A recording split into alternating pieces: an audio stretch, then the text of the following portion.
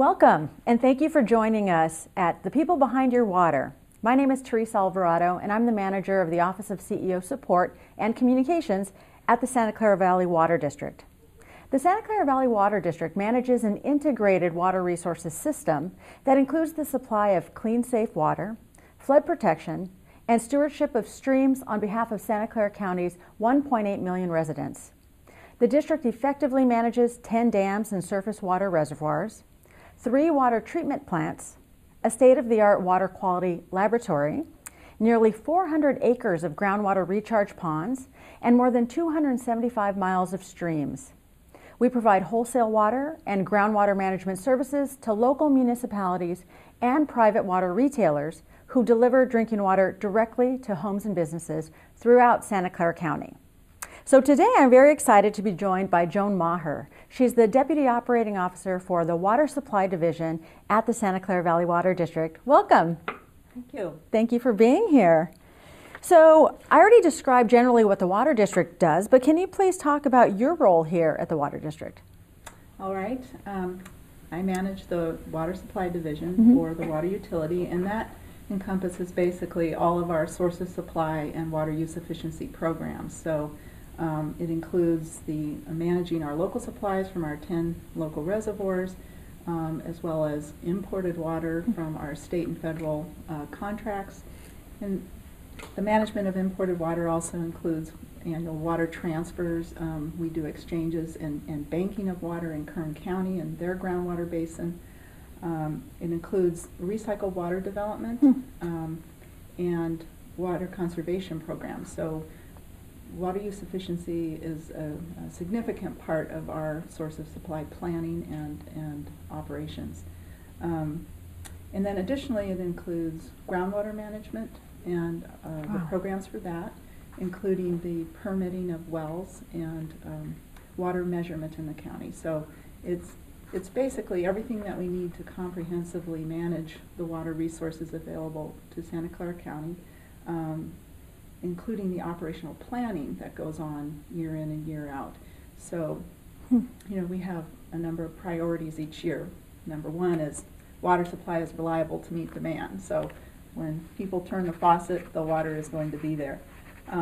It includes delivery of water to our treatment plants.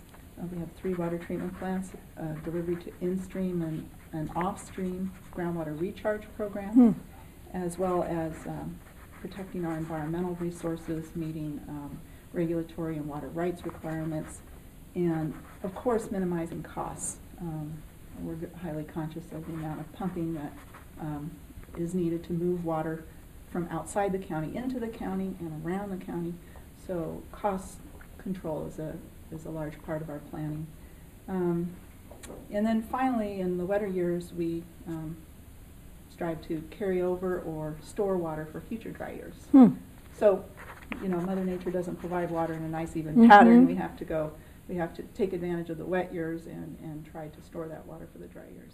Wow, that is a lot. There's a lot that's encompassed in your area, and I think each of them could probably take up a whole episode of The People Behind Your Water. So we'll schedule some further conversations about conservation and groundwater monitoring and wells. I think it'd be interesting for people to learn about wells. But I know a hot topic nowadays has been the Delta. I've been hearing a lot about it.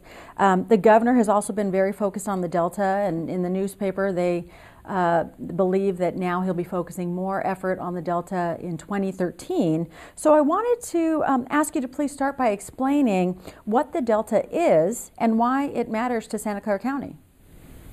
All right.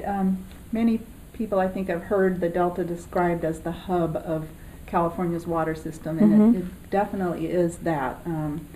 It is the confluence of the Sacramento River and the San Joaquin River, so it collects drainage from the Sierras and from the Central Valley watershed.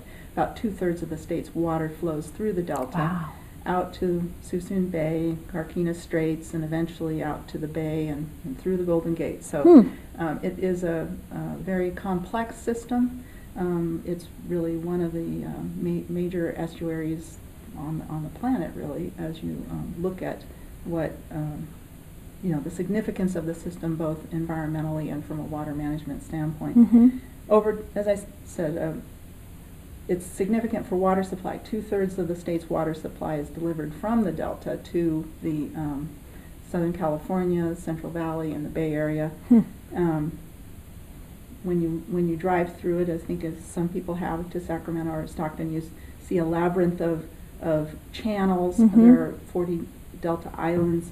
Many of these islands were reclaimed in the last century, and so there are levees that surround these islands. It's not a natural system. I think that's one thing for people to understand.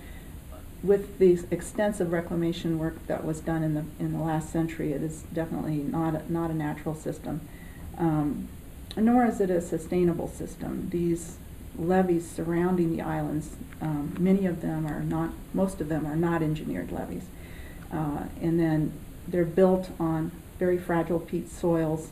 As farming occurred on these Delta islands, many of them subsided below sea level. The peat soils contain a lot of organics that basically evaporate as the land is farmed. So you have a situation where you have subsiding land, sea level that is going to rise with climate change, putting greater pressure on the levees, and ultimately we're looking at some very serious Delta levee failure scenarios. Can you talk a little bit about the Central Valley Project and State Water Project? Because I think those are the big facilities, right, that move this 2/3 of the water, California's water supply. Exactly. So the Central Valley Project includes upstream reservoirs like Shasta and Folsom and New Melones. The State Water Project includes Oroville.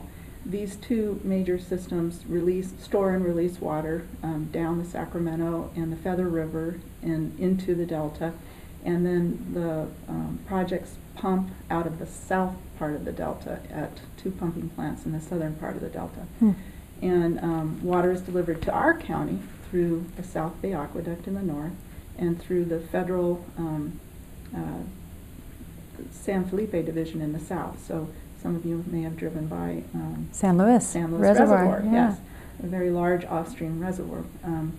So these systems deliver to Santa Clara County over 40% of our water supply on average. Wow. So we have a very strong interest in having a reliable Delta so that we can receive these state and federal supplies. And I think it's I think another little interesting fact is that Santa Clara Valley Water District is the only contractor of both the state and federal projects. So what does that mean? We're the only water agency in the state? Is that what you're saying? The only water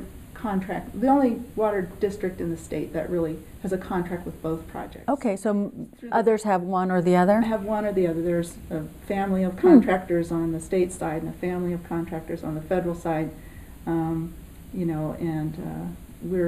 we kind of have relatives in both. Interesting. And that adds to the reliability, our ability to be flexible? Adds to our reliability, does give us great flexibility in managing our water supplies and exchanging water between the two projects and so on. Okay. And the State Water Project, that was built by Edmund G. Brown Sr., is that right? The current governor's father was a huge proponent of that. And so thanks to the efforts that were made in the 1960s, we began receiving water from the state project in '61.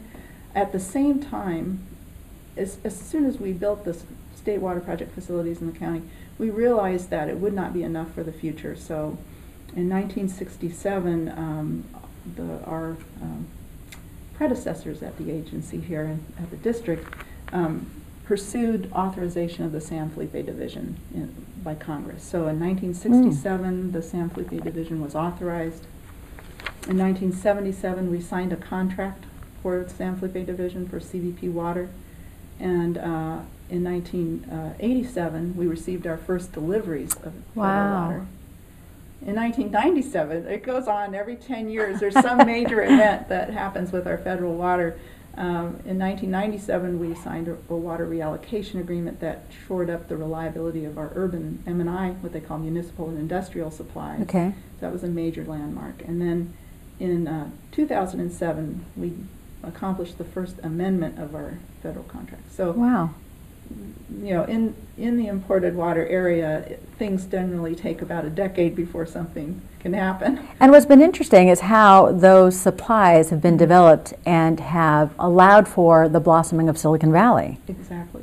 I mean, with the 60s, post-war growth in this valley really boomed, and 70s with the technology industry and manufacturing, and kept going into the Silicon era. And we were really very fortunate. The delivery of both state water and Hetch Hetchy supplies in the early 1960s turned around groundwater subsidence, groundwater overpumping and land subsidence in the county. That was a very critical time for us, and really the federal supplies came online just as we entered into the last major drought in the late 1980s and early 1990s. So we've all this planning and effort to bring in these supplies, we've managed to bring them in kind of just when we needed them. Interesting. And move forward. So what is the concern about the Delta? You started touching on it a little bit. You talked about it not being a natural system anymore. It's been modified quite a bit. But why is there such a concern now? Basically, there are two major needs in the Delta, two major issues right now. One is the need to restore the Delta ecosystem. The current system is less and less able to support healthy populations of fish, especially those that are threatened and endangered under the Endangered Species Act, like Chinook salmon and steelhead. Delta smelt. And really, there's a variety of reasons why the Delta is less able to support these fish species. And one of the reasons that the regulatory agencies have pointed to is the pumping from the projects, and so they've been turning the knob to ratchet down pumping. They've been doing this for decades now, such that now our supplies, our imported water supplies, we on a long-term average basis, there's about a 40% cut in the contract amounts that we receive because of these regulatory concerns over fish. What they're finding, though, is that turning that one knob all the time just isn't producing results. So there are many other factors why fish are having a hard time in the Delta. And I think one thing also is, you know, part of our district mission is environmental stewardship. And, you know, while we put a great effort into that locally, you know, in terms of working on how we can do our manage streams and reservoirs and work on salt pond restoration and so on. While we put a lot of effort into that locally, that environmental stewardship mission really doesn't stop at the county line. It does extend to the Delta to the extent that we rely on the Delta for our water supply. So that's an effort, a place where we need to be engaged. I guess the other major concern is really, as I mentioned before, the reliability of our water supply. So both because of geologic concerns and also because of regulatory concerns. Okay. So what is being done? I know there you know, conversations about water go back to the state's founding practically, but why are we hearing so much about it now? What's going on? Well, it's actually a very exciting time. I've been involved with imported water in the Delta for a couple of decades now myself, but this is the first time I think that we are on the brink of having a comprehensive plan that will help solve some of these issues, both the environmental issues and the water reliability issues. So there is an effort was undertaken in 2006 called the Bay Delta Conservation Plan, and it's a framework under the Endangered Species Act that allows gives regulatory assurances to the operation of the state and federal projects based on substantial investments in habitat restoration, new facilities, and a whole host of conservation measures that you know, our district, along with other state and federal water contractors, will be putting into the Delta. And So that process, that Bay Delta Conservation Planning process, or BDCP, it's really brought together a lot of, obviously, the state and federal agencies, both the project operators and the fishery agencies. It's brought together the local water agencies, environmental interests, in-delta interests, to try to work on a long-term comprehensive solution. And so that's very, very exciting. Are farmers involved in the conversations? Well, there are many farmers in the state. Certainly there are the contractors of the state and federal projects. Many of them are farming districts. Okay. So especially in Kern County and San Joaquin County. Obviously agricultural production is a large part of, significant to the economy of the state and the well-being of the state, really. That's right. There are the 5 Delta counties. There are obviously quite a bit of ag use there. There is concern about, what will these changes mean to the Delta itself. So if more habitat needs to be developed, and the plan is looking at up to 100,000 acres of a new floodplain tidal habitat. And for those of us who don't speak in acre, is that a lot? That's okay. The entire Delta is a little over 700,000 acres. Okay. And you can imagine, Santa Clara County, just for perspective, our entire county is a little over 800,000 acres. Okay. So basically you're talking about 1/7 of the Delta area, the legally described Delta area, being investments being made in habitat. Okay. And so that means, setting back some of the levees to create some floodplain where, fish can better find food and hide from predators and do whatever they have to do to survive as they come through the Delta.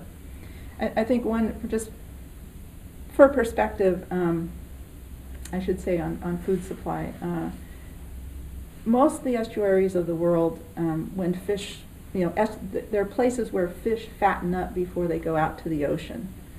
In the Sacramento-San Joaquin Delta, they lose weight getting through there. There's just not the food production that we'd like to see to sustain those species. So in terms of, impacts and people being involved, I think a lot of it will have to do with how do we work with the existing Delta interests to create this better environment for fish.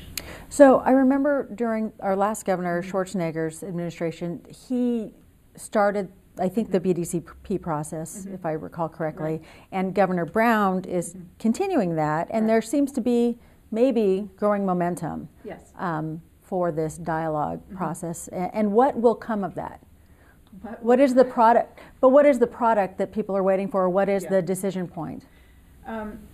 As I said, they're producing a Bay Delta conservation plan, which will ultimately, we hope, be permitted under the Endangered Species Act and under the state's Natural Communities Conservation Planning Act. And so this draft plan is proposed to, should be coming out publicly in the spring of 2013, along with a comprehensive EIR, EIS, the environmental documents that will be needed to assess the benefits and impacts of that plan. So though, in terms of a product, that's the immediate product that we're looking for next, are the public review drafts of these documents. And so the public will have access to those. Are we going to do anything here at the Water District to host a conversation about those plans? We have been all along. We have been holding workshops at our board meetings.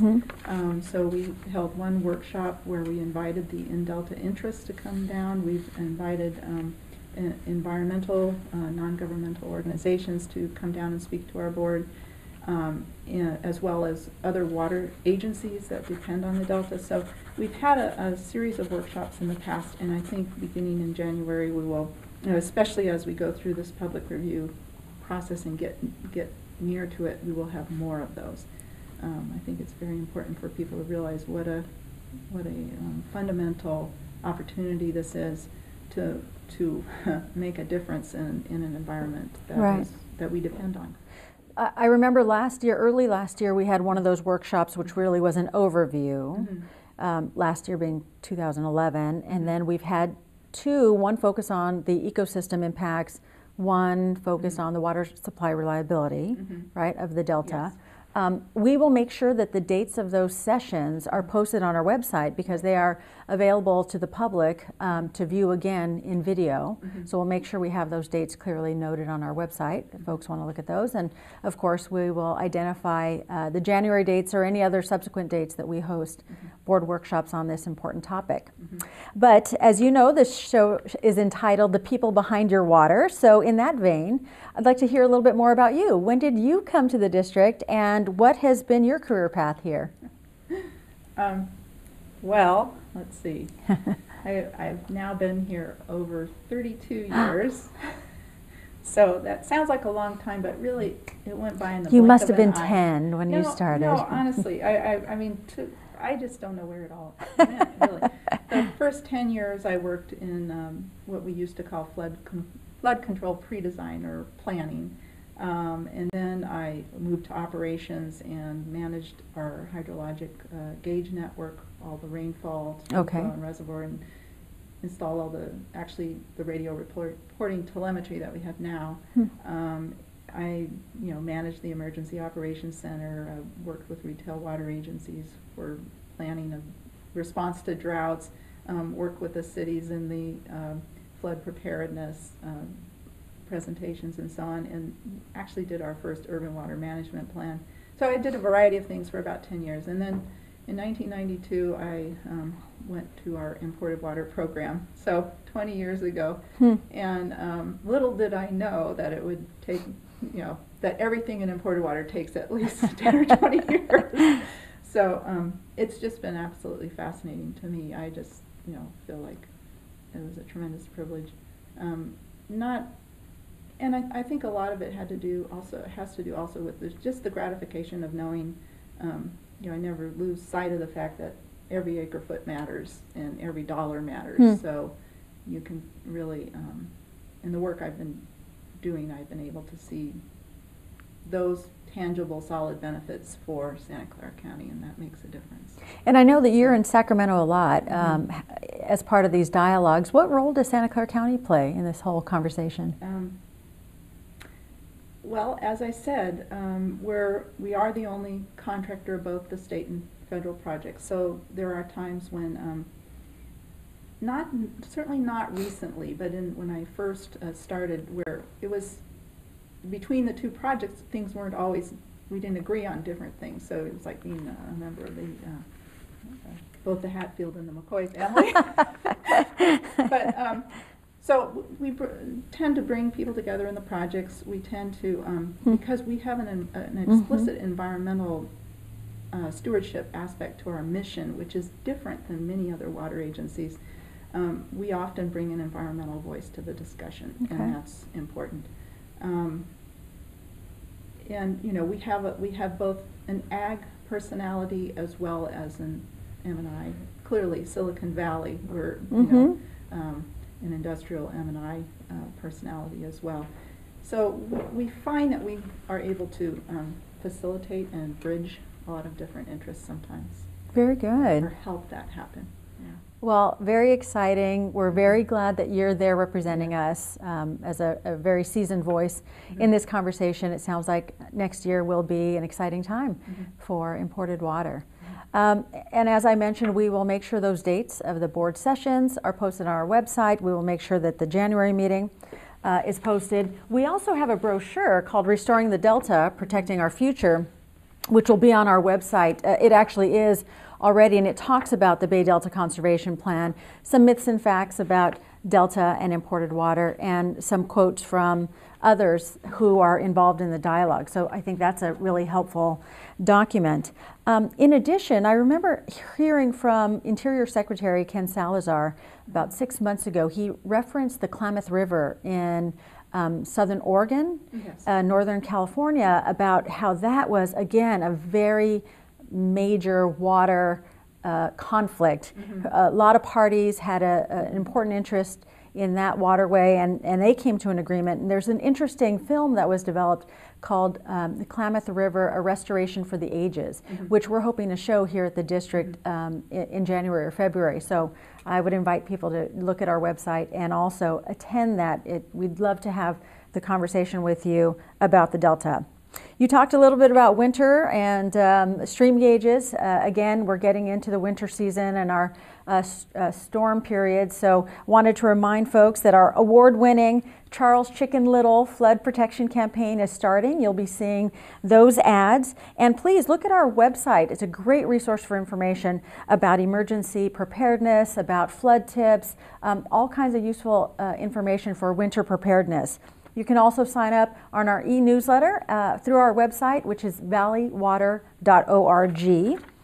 And take a look at our district video as well. We are very proud of the new district video that really talks about some of the history that Joan referenced and some of the challenges for the future.